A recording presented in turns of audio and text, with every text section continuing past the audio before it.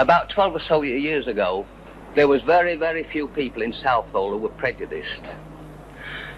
We did everything we possibly could to make these people welcome and help them when they first came here.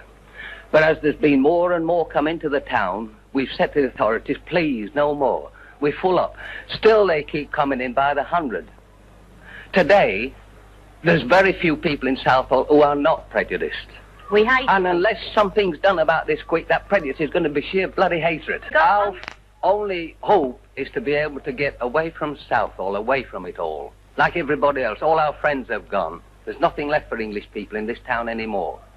I would like to say this. My wife and I used to like to go out weekends down to the local, have a couple of drinks, meet friends in there. We can't go into the locals anymore. They're full up with noisy foreigners, and we don't like it. We haven't got a place left where we, the English people, can go and enjoy ourselves in this town. After going through 2 world wars, we should at least have the dignity of being allowed to live with our own kind.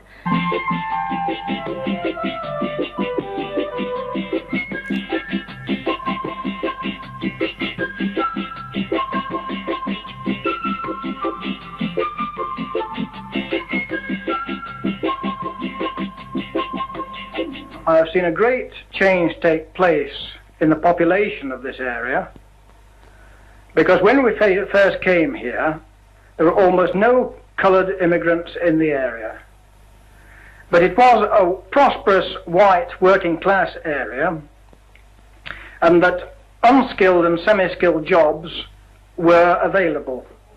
West Indians started to move in to take these jobs, and then we had the classic pattern that they have in the United States, where one coloured family moves into a street, the whites start to move out, more coloured immigrants come in to take their place, and over a period of the past 10 years, we've seen many of the streets around this area become predominantly black.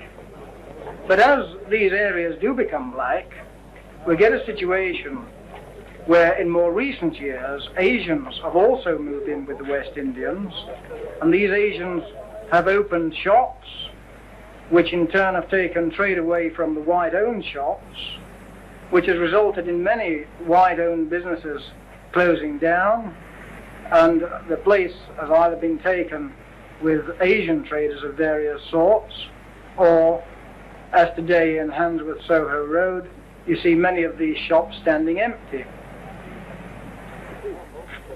The snag is, with these Asian traders, they don't make any genuine contribution to the community as a whole, because the money that they earn from these businesses, in many cases, is transmitted back to India and Pakistan and the like.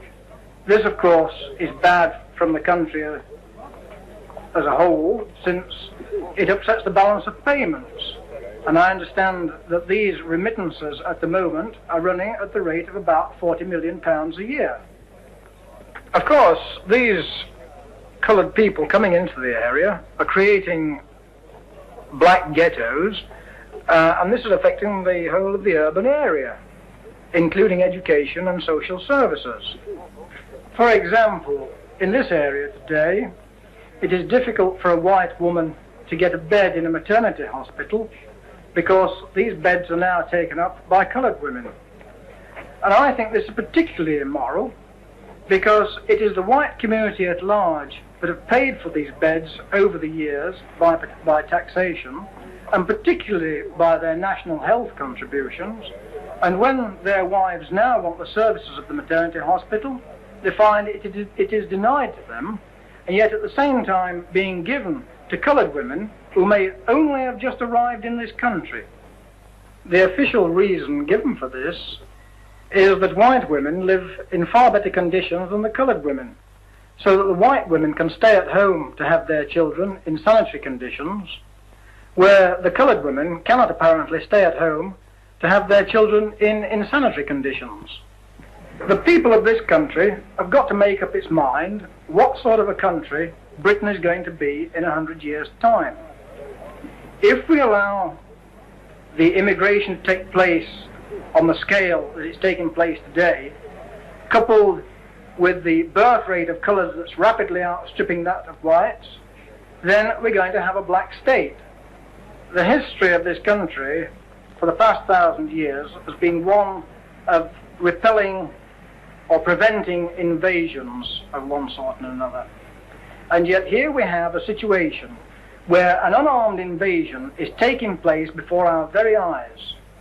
And it's not outside the bounds of possibility that future generations will look back on the British of today like we look back on the ancient Egyptians.